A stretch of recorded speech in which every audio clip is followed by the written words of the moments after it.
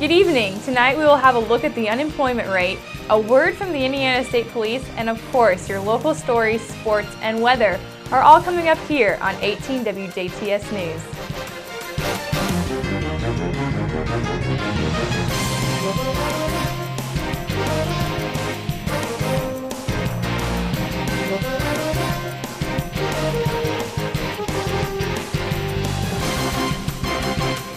This is the WJTS News. Good evening, I am Charlotte Olson. Indiana's seasonally adjusted unemployment rate now stands at 4.4%, the lowest rate experienced in the Hoosier State since August of 2001. Figures released this morning by the Indiana Department of Workforce Development show that the state's labor force made further gains in October and continues to be a Midwest leader, adding 90,000 individuals since January 2013. In addition, Indiana's labor force preparation rate has remained above the national average at 63.6% versus the 62.4% in October. For 18 consecutive months, the department says despite sizable increases in the manufacturing and private educational and health sectors in October, total Hoosier private sector increases were modest at 100 due to offsets in the trade, transportation, and utilities and professional and business service sectors. Private sector employment in Indiana is now 12,800 jobs above March 2000 peak in unemployment levels. Workforce Development Commissioner Steve Braun said that the Hoosier unemployment rate is now at the lowest level since August of 2001. He says additionally, Indiana's labor force growth since January of 2013 continues to outpace all other Midwest states. Braun also noted weekly claims for unemployment insurance in Indiana continues to be at their lowest levels in more than a decade. Local county-by-county unemployment figures will be released this coming Monday. A joint informational meeting between the Huntingburg Common Council, the Board of Public Works, and the city's Utility Rate Advisory Board gathered at Huntingburg City Hall last night to hear project details for the city's planned wastewater force main project. Presentations from Gary Ladd with Ladd Engineering and Buzz Crone with O. Crone and Associates focused on the project's details and how it would be funded. The project would replace the lift station on 19th Street while adding a lift station on Van Buren Street. The 19th Street lift station will be capable of 3 pumps, but for the time being will be used only of 2.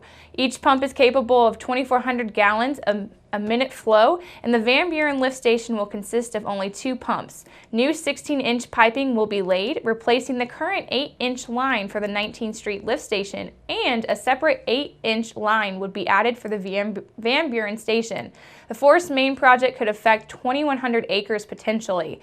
Currently, the wastewater force main being discussed is a capacity now even during dry weather. The capacity issue is the main reason for this project, as the wastewater force is focused mostly on the northwest side of Huntingburg, where it just so happens a lot of development has been taking place. The Hunters Crossing housing project is a major expansion that the city foresees will benefit from the new wastewater and force main, and there is the potential for expansion in the industrial park. However, if the project were not to unfold, capacity issues could present Huntingburg with some significant problems. Huntingburg Mayor Denny Spinner says that the project is important to the city's growth. So this project will increase the capacity to the point where we can continue to grow.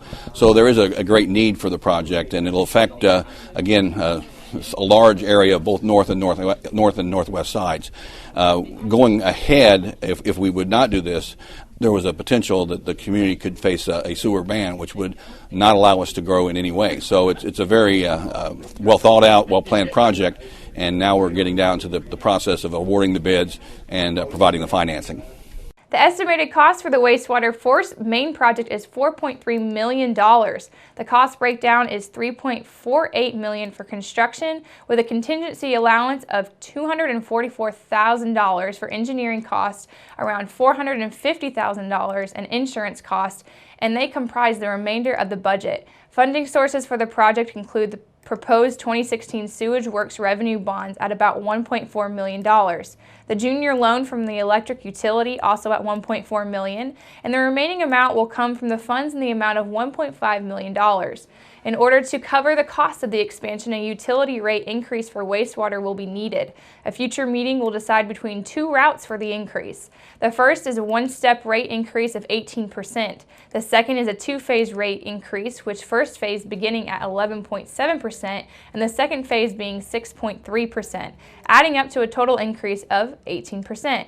Even if the city decided against the project, an 11.7% increase is still needed just to fund the current operations.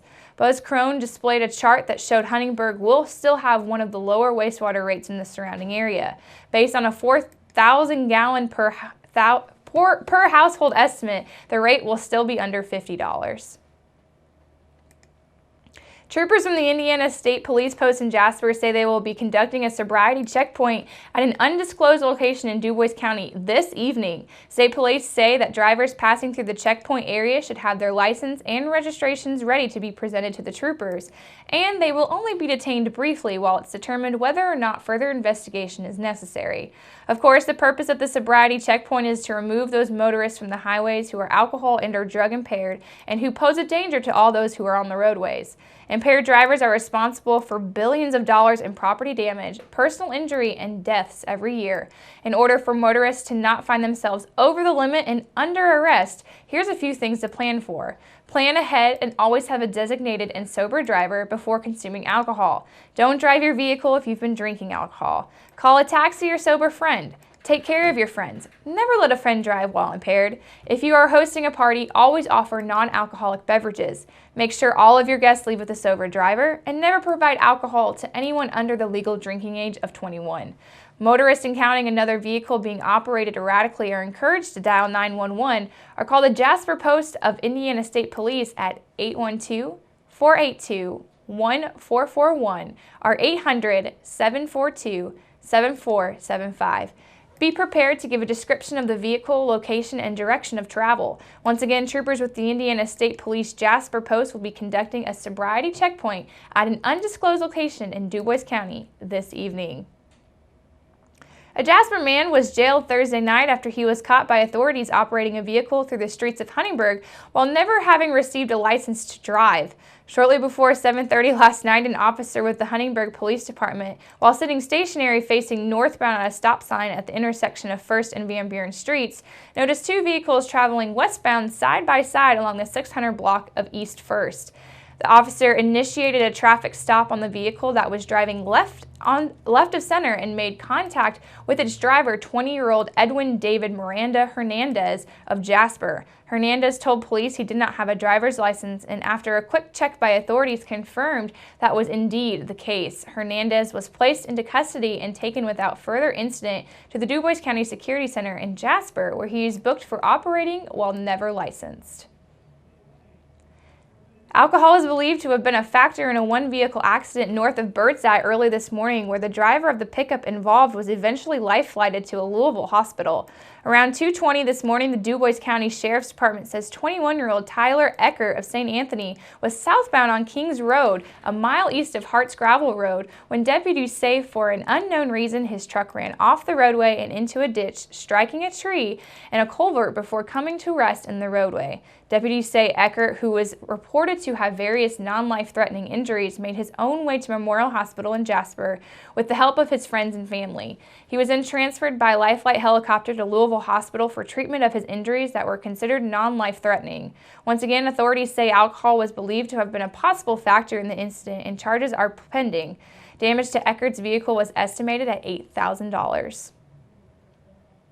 A Jasper woman looking to cross the busy intersection at the entrance of the Jasper Walmart store Thursday afternoon was injured after she was struck by a vehicle making its way into the store's parking lot.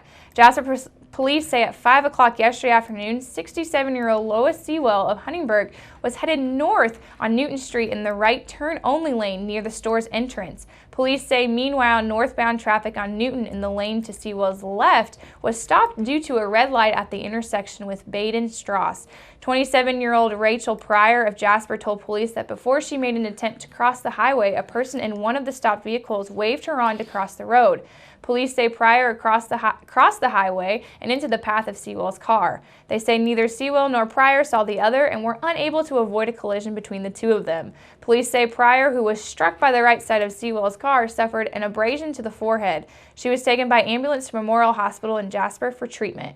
Police say Sewell's car sustained $500 in damage at the incident and no charges were filed. Up next, we'll have a look at your weather.